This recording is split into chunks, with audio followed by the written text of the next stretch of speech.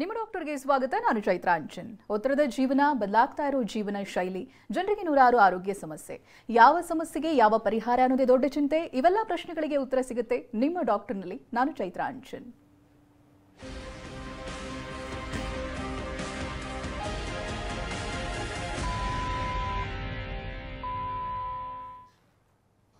ಸಾಮಾನ್ಯವಾಗಿ ನೀವೆಲ್ಲರೂ ಕೂಡ ಅಬ್ಡಾಮಿನಲ್ ಹರ್ನಿಯಾ ಬಗ್ಗೆ ಕೇಳಿರ್ತೀರಾ.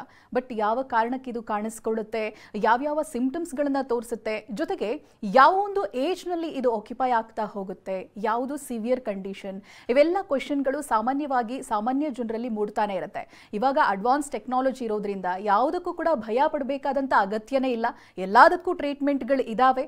ನೀವು ಅಡ್ವಾನ್ಸ್ ಟ್ರೀಟ್ಮೆಂಟ್ನಲ್ಲಿ ಯಾವ ರೀತಿಯಾಗಿ ಡೌನ್ ಟೈಮ್ ಇರುತ್ತೆ, ಇವೆಲ್ಲ ಪ್ರಶ್ನೆಗಳು ನಿಮಗೆ ಸಾಮಾನ್ಯವಾಗಿ ಕಾಡುತ್ತೆ. ಇವೆಲ್ಲ ಪ್ರಶ್ನೆಗಳಿಗೂ ಇವತ್ತಿನ ಕಾರ್ಯಕ್ರಮದಲ್ಲಿ ನಾವು ಉತ್ತರವನ್ನ ಕೊಡ್ತಾ ಹೋಗ್ತೀವಿ. ನಮ್ಮ ಜೊತೆಗಿದ್ದಾರೆ ಸಕ್ರಾ ಹಾಸ್ಪಿಟಲ್ನ ವೈದ್ಯರಾದ ಡಾಕ್ಟರ್ ಸೌಮ್ಯ ಅವರು. ಬನ್ನಿ ಅವರೊಂದಿಗೆ ಮಾತನಾಡೋಣ. ನಮಸ್ತೆ ಡಾಕ್ಟರ್, ಕಾರ್ಯಕ್ರಮಕ್ಕೆ ಸ್ವಾಗತ. ಮೊದಲನೇದಾಗಿ ಈ ಅಬ್ಡಾಮಿನಲ್ ಹರ್ನಿಯಾ ಅನ್ನುವ ಪದವನ್ನ ಕೇಳಿರ್ತಾರೆ. ಬಟ್ ಇದು ಏನು, ಯಾವ ಕಂಡೀಷನ್ ಇದು, ಜೊತೆಗೆ ಯಾರಲ್ಲಿ ಇದು ಸಾಮಾನ್ಯವಾಗಿ ಕಂಡು ಬರುತ್ತೆ ಅನ್ನುವಂಥ ಪ್ರಶ್ನೆಗಳು ಇದ್ದೇ ಇರುತ್ತೆ. ಸೊ ಈ ಕಂಡೀಷನ್ ಏನು, ಮೆಡಿಕಲ್ ಕಂಡೀಷನ್ ಏನು ಹರ್ನಿಯಾ ಅನ್ನುವಂಥದ್ದು? ಸೊ ಹರ್ನಿಯಾ ಅಂದರೆ, ಈಗ ಅಬ್ಡಾಮನ್ ಅಂದರೆ ಫಸ್ಟ್ ಆಫ್ ಆಲ್ ಹೊಟ್ಟೆ, ನಾವು ಜನರಲ್ ಆಗಿ ಹೇಳ್ತೀವಿ.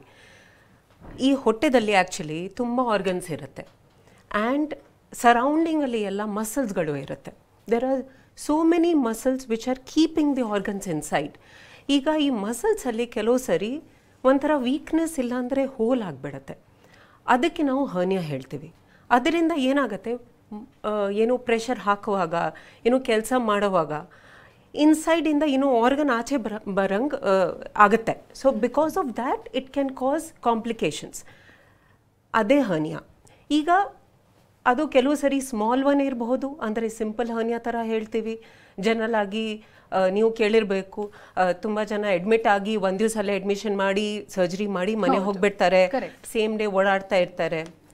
ಬಟ್ ಕೆಲವು ಸರಿ ಕಾಂಪ್ಲೆಕ್ಸ್ ಅಬ್ಡಾಮಿನಲ್ ಹರ್ನಿಯಾಸ್ ಆಗುತ್ತೆ. ಅಂದರೆ it is not just a small hole. ಕೆಲವು ಸರಿ part of the abdominal wall full weak ಆಗಿಬಿಡುತ್ತೆ.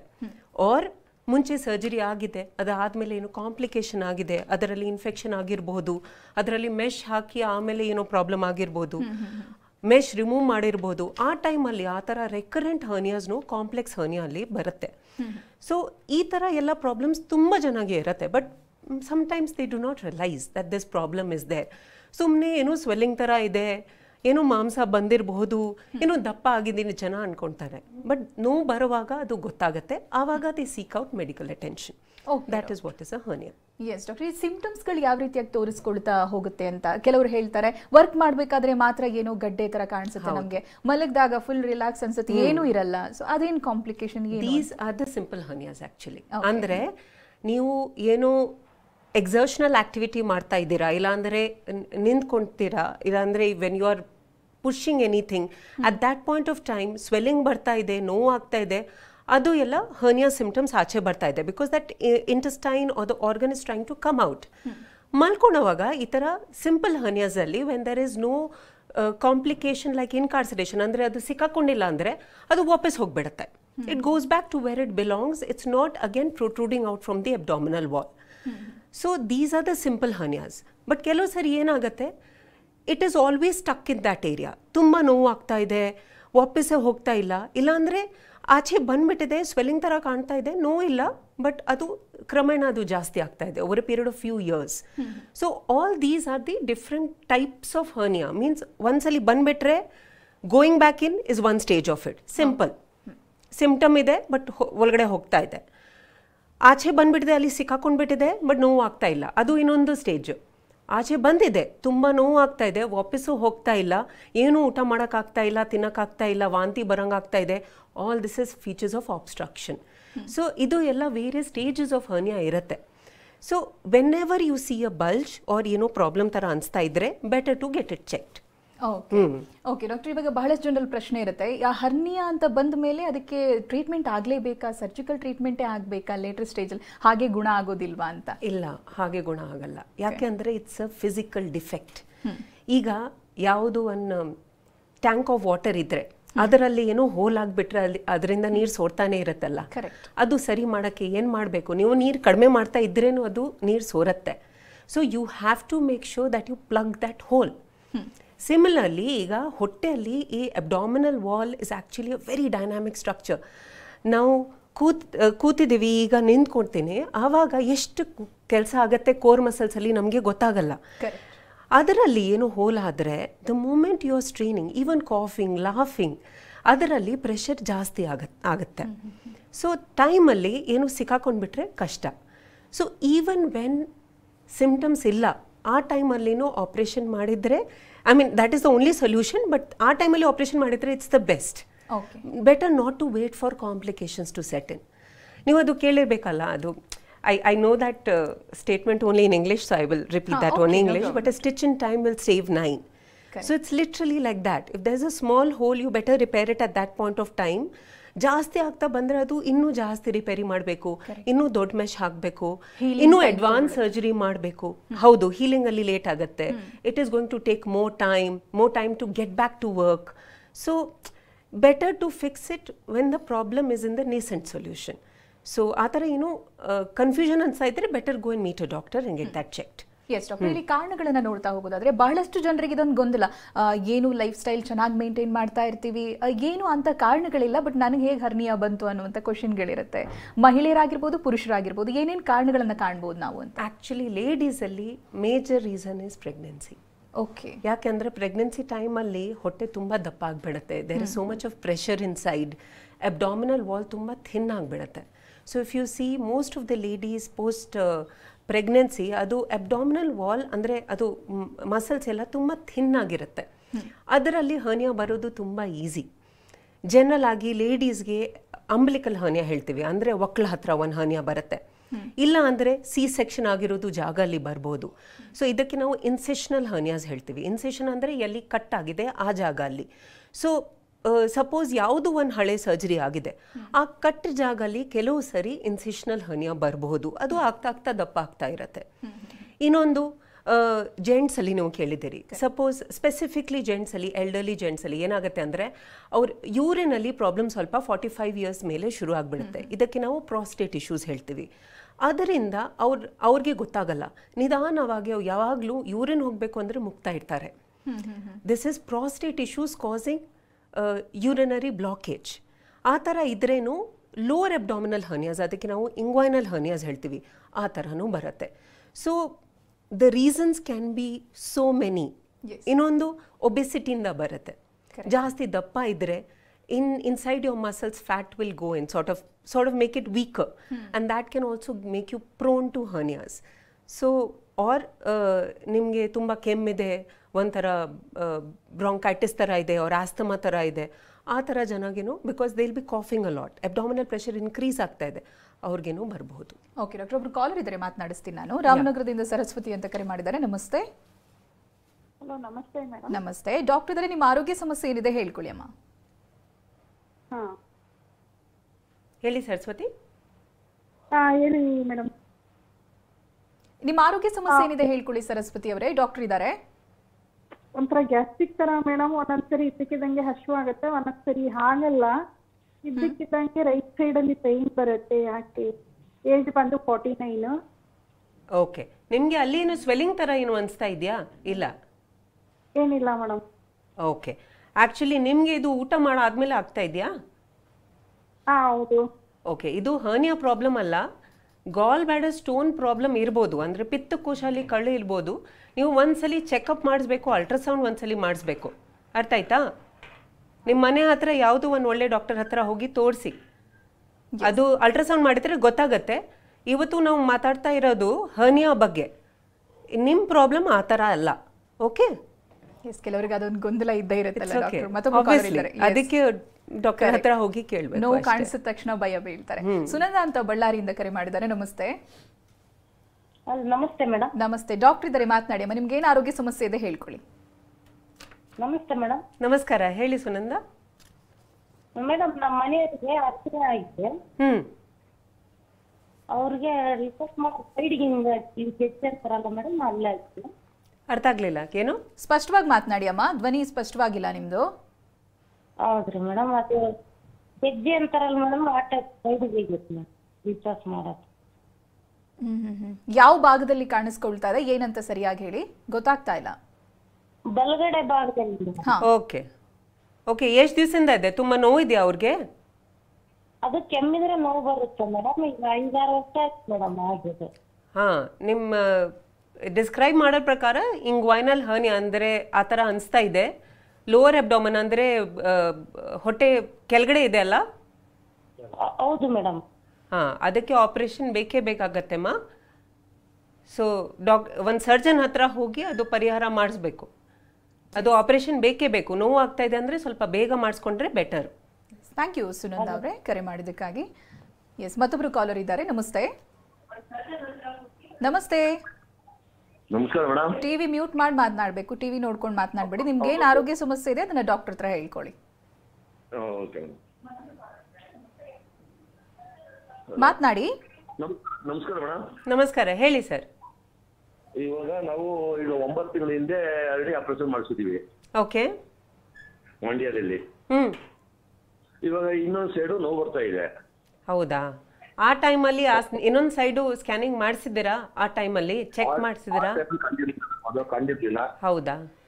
ಅನ್ಫಾರ್ಚುನೇಟ್. ಅದು ಈಗ ಇನ್ನೊಂದು ಕಡೆನೂ ಬಂದಿದೆ ಆ ಥರ. ಈ ಥರ ನೀವು ಫಸ್ಟ್ ಚೆಕಪ್ ಮಾಡಬೇಕು ಅಂದರೆ ಅಂಡರ್ಲೈಯಿಂಗ್ ಫ್ಯಾಕ್ಟರ್ಸ್ ಏನೋ ಇದೆಯಾ, ಅಂದರೆ ನಿಮಗೆ ಯೂರಿನ್ ಪಾಸ್ ಮಾಡುವಾಗ ಏನೋ ತೊಂದರೆ ಇದೆಯಾ, ಇಲ್ಲ ಅಂದರೆ ಕೆಮ್ಮು ಜಾಸ್ತಿ ಇದೆಯಾ, ಇಲ್ಲ ಅಂದರೆ ಕಾನ್ಸ್ಟಿಪೇಷನ್ ಇಶ್ಯೂ ಏನೋ ಇದೆಯಾ? ಅದೆಲ್ಲ ಇಲ್ಲ madam.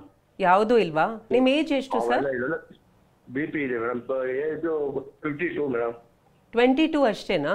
Okay, 52 madam. 52. Okay okay okay. ನಿಮಗೆ ಒಂದ್ಸಲಿ ಯೂರೋಫ್ಲೋಮೆಟ್ರಿ ಒಂದು ಮಾಡಿಸ್ಬೇಕಾಗತ್ತೆ, ಯೂರಿನ್ ಫ್ಲೋ ಎಲ್ಲ ನೀಟಾಗಿ ನೋಡೋಕ್ಕೆ. ಅಂದರೆ ಮೇ ಬಿ ನಿಮಗೆ ಅನಿಸ್ತಾ ಇರಬಾರ್ದು, ಬಟ್ ಯೂರಿನ್ ಫ್ಲೋ ಅಲ್ಲಿ ಸ್ವಲ್ಪ ಹೆಚ್ಚು ಕಡಿಮೆ ಇರುತ್ತೆ. ಅಂಡರ್ಲೈಯಿಂಗ್ ಫ್ಯಾಕ್ಟರ್ ಸ್ವಲ್ಪ ರೂಲ್ ಔಟ್ ಮಾಡಿಬಿಟ್ಟು, ಅಂದರೆ ಈಗ ಬರೀ ಪ್ರಾಬ್ಲಮ್ದು ಪರಿಹಾರ ಮಾಡೋದು ಅಲ್ಲ, ಆ ಥರ ಆಗಬಾರ್ದು, ಆ ಥರನೂ ನೋಡ್ಕೋಬೇಕು ನಾವು. ಅದಕ್ಕೆ we suggest that underlying factors ಅಂದರೆ ಯಾವ್ದು ಕಂಡೀಷನಿಂದ ನಿಮ್ಮ ಹೊಟ್ಟೆಯಲ್ಲಿ ಪ್ರೆಷರ್ ಸ್ವಲ್ಪ ಜಾಸ್ತಿ ಆಗ್ತಾ ಇದೆ ಅದು ಎಲ್ಲ ನೋಡೋದು ಪ್ರಮುಖ. ಈಗ ಸ್ವಲ್ಪ ಟೈಮಲ್ಲಿ ಮುಂಚೆನೂ ನೀವೇ ರೈಟ್ ಸೈಡ್ ಮಾಡಿಸ್ಕೊಂಡಿದ್ದೀರಿ, ಅದರಲ್ಲಿ ಆವಾಗ ಏನೂ ಪ್ರಾಬ್ಲಮ್ ಆಗಲಿಲ್ಲ. ಈಗ ಲೆಫ್ಟ್ ಸೈಡಲ್ಲಿ ಬರ್ತಾ ಇದೆ ಅಂದರೆ maybe some underlying issue ಇದೆ. ಅದು ಸ್ವಲ್ಪ ಚೆಕ್ ಮಾಡಿಸಿದ್ರೆ ಒಳ್ಳೆಯದು.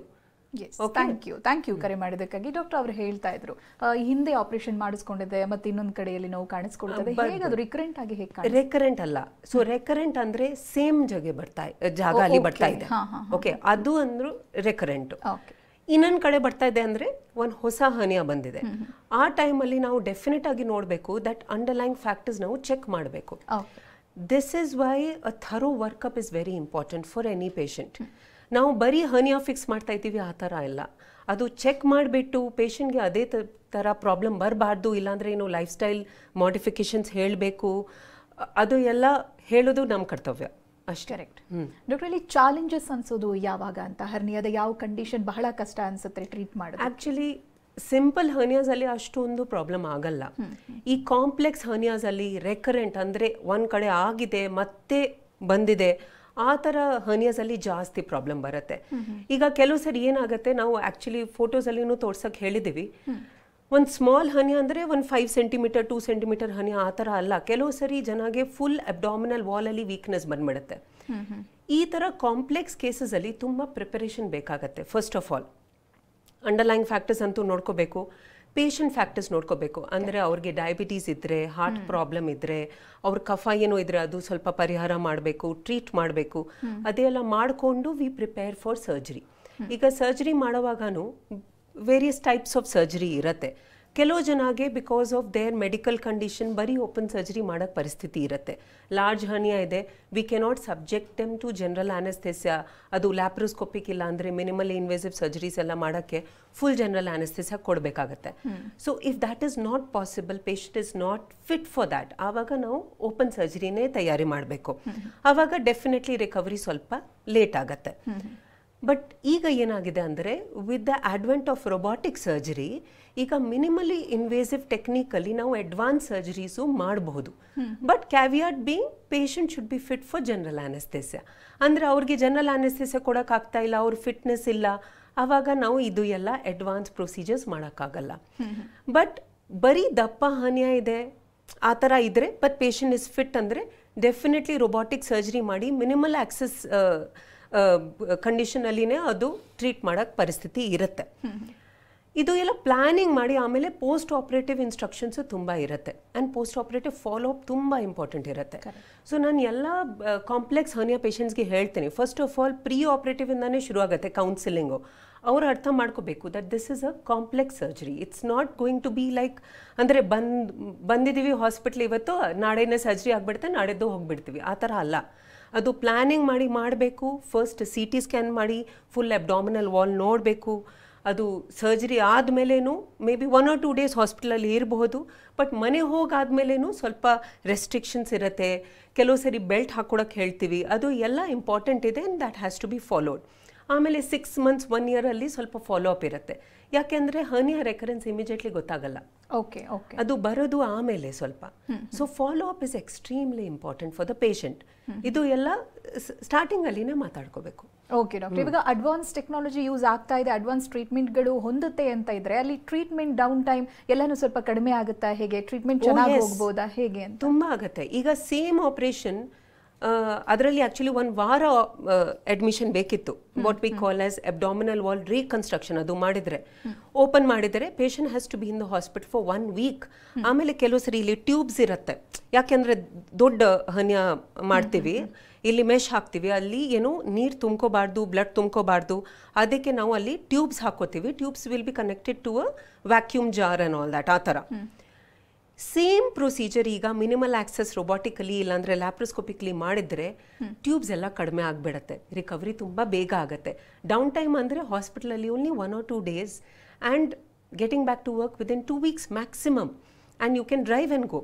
ಸೊ ಅದು ಎಲ್ಲ ಡೌನ್ ಟೈಮ್ ತುಂಬ ಕಡಿಮೆ ಆಗಿಬಿಡುತ್ತೆ after doing minimal access surgery. Yes doctor, ಇಲ್ಲಿ ಎಮರ್ಜೆನ್ಸಿ ಹಾಗೆ ನಾನ್ ಎಮರ್ಜೆನ್ಸಿ ಅಂತ ಯಾವ ರೀತಿಯಾಗಿ ಫೈಂಡ್ ಔಟ್ ಮಾಡ್ತಾರೆ, ಜೊತೆಗೆ ಟ್ರೀಟ್ಮೆಂಟ್ಗಳು ಯಾವ ರೀತಿಯಾಗಿ ವಿಭಿನ್ನವಾಗಿರುತ್ತೆ? ಪೇಷಂಟ್ ಪ್ರೆಸೆಂಟೇಷನ್ ಅಲ್ಲಿ ಗೊತ್ತಾಗ್ಬಿಡುತ್ತೆ. ಅಂದ್ರೆ ಬಂದ ತಕ್ಷಣ ಪೇಷಂಟ್ಗೆ ತುಂಬಾ ನೋವಾಗ್ತಾ ಇದೆ, ವಾಂತಿ ಬರ್ತಾ ಇದೆ ಅಂದ್ರೆ patient is in obstruction. This is a super emergency. ನಾವು ಆಕ್ಚುಲಿ ನೆಕ್ಸ್ಟ್ ಡೇ ತನಕನೂ ವೇಟ್ ಮಾಡಲ್ಲ, ಇಮಿಡಿಯೇಟ್ ಆಗಿ ಎಷ್ಟು ಬೇಗ ಪ್ರಿಪೇರ್ ಮಾಡ್ಕೋತೀವಿ ಆ ಥರ ಮಾಡಿಕೊಂಡು we have to immediately explore. ಕೆಲವು ಸರಿ ಏನಾಗುತ್ತೆ, ಇಂಟೆಸ್ಟೈನ್ ಒಂದು ಪಾರ್ಟ್ ಹೋಗಿ ಅಲ್ಲಿ ಸಿಕ್ಕಾಕೊಂಡ್ಬಿಡುತ್ತೆ. ತುಂಬಾ ಜಾಸ್ತಿ ಟೈಮ್ ಬಿಟ್ರೆ that part of the intestine can get gangrenous, ಅಂದ್ರೆ ಅದರಲ್ಲಿ ರಕ್ತ ಹೋಗಲ್ಲ. ಸೊ ದ್ಯಾಟ್ ಪಾರ್ಟ್ ಫುಲ್ ಕೊಳ್ತೋಗುತ್ತೆ. ಅದನ್ನು ಕಟ್ ಮಾಡಿ ಮತ್ತೆ ರಿಮೂವ್ ಮಾಡಬೇಕು, ಆ ಥರ ಪರಿಸ್ಥಿತಿ ಬಂದ್ಬಿಡುತ್ತೆ. ಅದಕ್ಕೆ very important that time becomes of very it's of extreme importance to go in immediately. That is an emergency surgery. ಕೆಲವು ಜನ ಬರ್ತಾರೆ, ಬಟ್ ನಾವು ಮ್ಯಾನ್ಯುವಲಿ ನೋಡಿಕೊಂಡು ಆ ಇಂಟೆಸ್ಟೈನ್ ವಾಪಸ್ ಹಾಕಿದ್ದೀವಿ ಅಂದರೆ we can wait for few days and then do the surgery.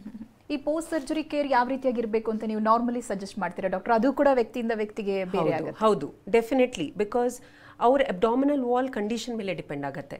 ತುಂಬಾ ವೀಕ್ ಇದ್ರೆ ವಿ ವಿಲ್ ಸೇ 2-3 months ಸ್ವಲ್ಪ ಜೋಪಾನವಾಗಿ ಇರಬೇಕು. ಅಂದ್ರೆ ಫುಲ್ ಬೆಡ್ ರೆಸ್ಟ್ ಅಲ್ಲ, ಓಡಾಡ್ಬೋದು, ಮೆಟ್ಲ ಹತ್ಬೋದು, ಬಗ್ಬೋದು, ಬಟ್ ಹೆವಿ ಡ್ಯೂಟಿ ಕೆಲಸ ಮಾಡೋಂಗಿಲ್ಲ.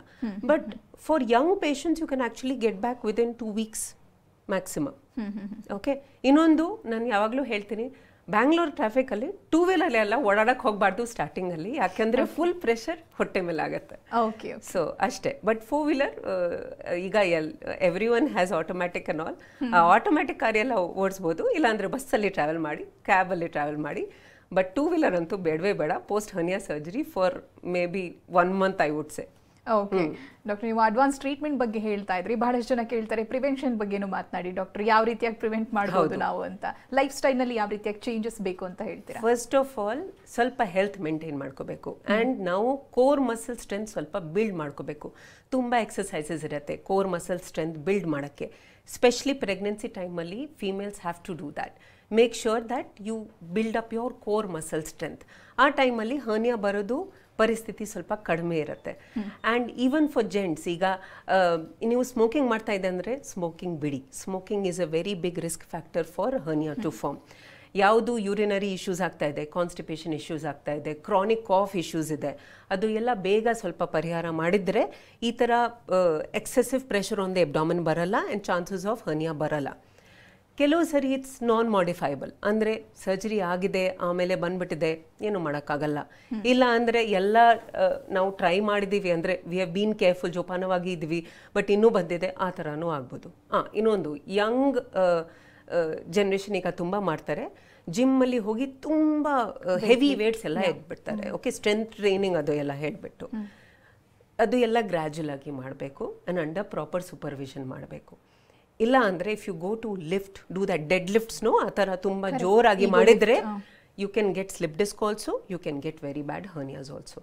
ನಾವು ತುಂಬ ನೋಡಿದ್ದೀವಿ, ಯಂಗ್ ಪೇಷಂಟ್ಸ್ ಬರ್ತಾರೆ ಆ್ಯಂಡ್ ಸಡನ್ ಆಗಿ ಬೇರೆ ಬೇರೆ ಕಡೆ where there is no weakness also ಅಲ್ಲಿ ಹರ್ನಿಯಾ ಬಂದ್ಬಿಡುತ್ತೆ, because they just suddenly pop out because of the sudden weight and all that. So exercise ಮಾಡೋಕ್ಕೆ ಹೋಗಿ, but don't get very enthusiastic about it. ಸ್ವಲ್ಪ ನೋಡ್ಕೊಂಡು ಮಾಡ್ಕೋಬೇಕು. ಚೇಂಜಸ್ಗಳನ್ನ ಮಾಡ್ಕೋಬೇಕಾಗುತ್ತೆ. ಆ್ಯಕ್ಚುಲಿ ಫುಡ್ ಅಂದರೆ ಸುಮ್ಮನೆ ಅದು ಸ್ವಲ್ಪ ವೆಲ್ ಬ್ಯಾಲೆನ್ಸ್ ಡೈಟ್ ಇರಬೇಕು. ಯಾವುದು ಒಂದು ಪ್ರಕಾರ ಫುಡ್ ತಿನ್ನಬಾರ್ದು ಆ ಥರ ಎಲ್ಲ. ಜಸ್ಟ್ ವೆಲ್ ಬ್ಯಾಲೆನ್ಸ್ ಡೈಟ್ ಮಾಡಿ ಆ್ಯಂಡ್ ಎಕ್ಸಸೈಸ್ ಮಾಡಿ ಅಷ್ಟೇ, ಬೇರೆ ಏನಿಲ್ಲ. ಎಸ್ ಡಾಕ್ಟರ್, ಇವತ್ತಿನ ಕಾರ್ಯಕ್ರಮದಲ್ಲಿ ಅಬ್ಡಾಮಿನಲ್ ಹರ್ನಿಯಾ ಬಗ್ಗೆ ಜೊತೆಗೆ ಅಡ್ವಾನ್ಸ್ ಟ್ರೀಟ್ಮೆಂಟ್ ಬಗ್ಗೆ ಬಹಳ ವಿವರವಾಗಿ ಮಾಹಿತಿನ ತಿಳಿಸ್ಕೊಟ್ಟಿದ್ದಾರೆ. ಧನ್ಯವಾದಗಳು ನಿಮಗೆ. Thank you. ಇದುವರೆಗೆ ನಮ್ಮ ಜೊತೆಗಿದ್ದು ಡಾಕ್ಟರ್ ಸೌಮ್ಯ. ನೇರ ಭೇಟಿಗಾಗಿರುವಂಥ ನಂಬರ್ ಹಾಗೆ ವಿಳಾಸವನ್ನು ನೋಟ್ ಮಾಡ್ಕೊಳ್ಳಿ. Sakra world hospital, outer ring road, Marathahalli, Bellandur, Bengaluru 560103. ದೂರವಾಣಿ ಸಂಖ್ಯೆ 0804969469. ಇದು ಹೊತ್ತಿನ ವಿಶೇಷ. ನಿರಂತರ ಸುದ್ದಿಗಾಗಿ ನೋಡ್ತಾ ಇರಿ TV9.